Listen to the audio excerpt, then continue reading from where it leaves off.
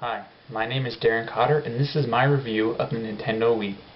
As you can see, the Nintendo Wii console is very slim, it's very small, it's aesthetically pleasing, a very sleek design, really nice to look at. And the Wii, you can set it up, you can have it set up like this, or you can also have it set up on its side. And the main parts of the Wii here on the front, you have the game disc slot, which is where you put the Nintendo Wii discs, or you put the GameCube discs. You have, the eject button, the power button, and reset button. Then here under this flap, you have the slot where you put your SD card, which I will talk more about that later.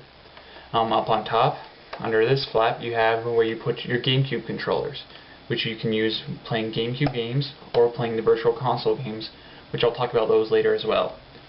Here on the back, you have the normal power slots and other slots, and up here you have the two USB slots that you can plug different accessories that are designed for the Wii. The way the Wii works is using the Wii Remote, which I will do a review on this later, more in-depth review. It has wireless technology, which, I can't explain it. I'm not a computer science major, I don't really know. But using this and the included wireless sensor, which you put either above or below your TV, they communicate with each other, and then that's how you play your games or anything else with the Wii. Also included with the Wii is the Nunchuck, which is another controller that plugs in to the back of the Wii Remote. This adds more versatility to certain games, allowing you to point with the Wii Remote while you use the Nunchuck to move around. I will also do another review on this later with more information. For this review, I'm going to focus more on the console and the different components of the menu than I am actually the gameplay. I will talk about the gameplay when I give a review about the Wii Remote and the Nunchuck. This is a screenshot of the Wii menu, which is what you'll see every time you turn the console on.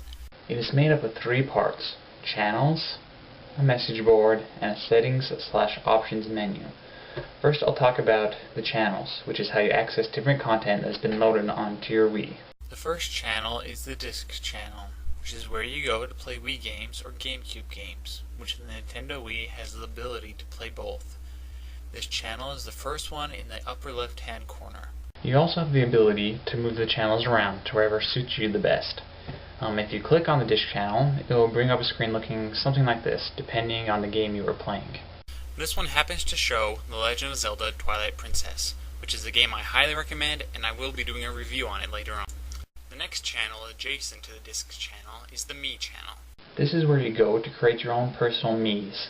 Miis are characters that you can use in games such as Wii Sports or Mario and Sonic at the Olympics, which both of those games I will review later on, so be on the lookout for those.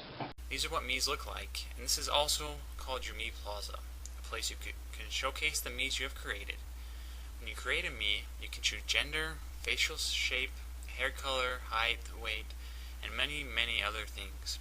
It is fun to see how creative you can actually get. Next, we move on to the photo channel. This is a place where you can upload pictures you have saved on an SD card and then save them on the Wii. Once uploaded, you can put the pictures in a slideshow, complete with your own music from the SD card, or you can even do some limited photo editing. Another cool thing that you're able to do is you can take a picture you've uploaded and create a puzzle out of it, which you then try and solve.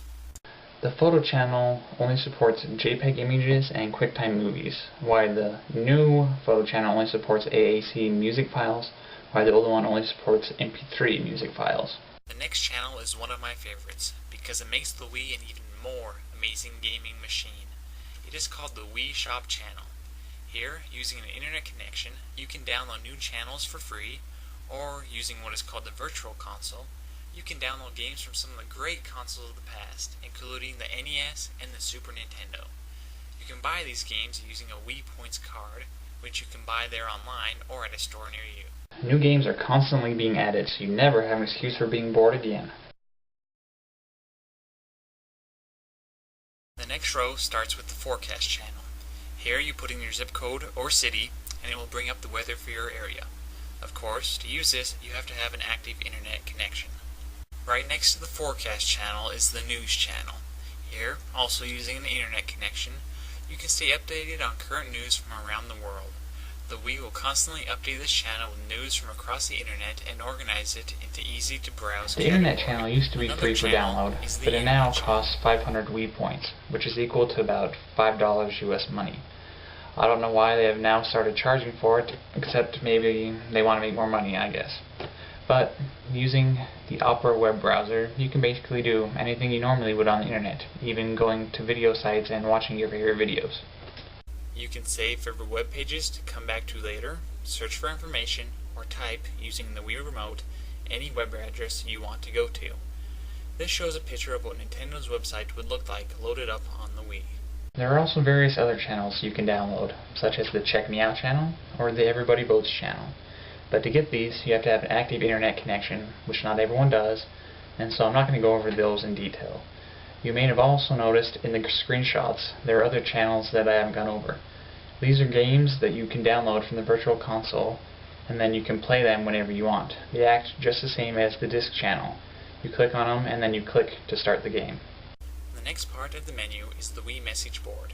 Here, you can receive important announcements from Nintendo, notes when you make certain achievements in games, or you can even send and receive messages from other Wii users, or even receive and send emails or text messages.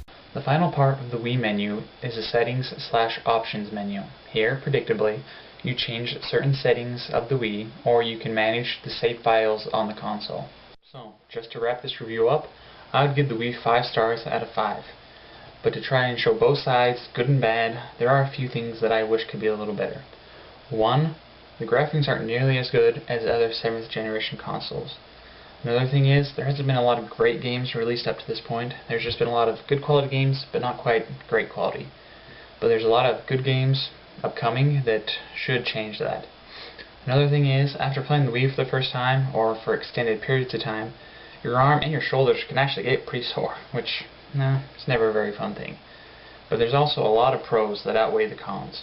This is a console that's for everyone, young and old, intense gamers, casual gamers.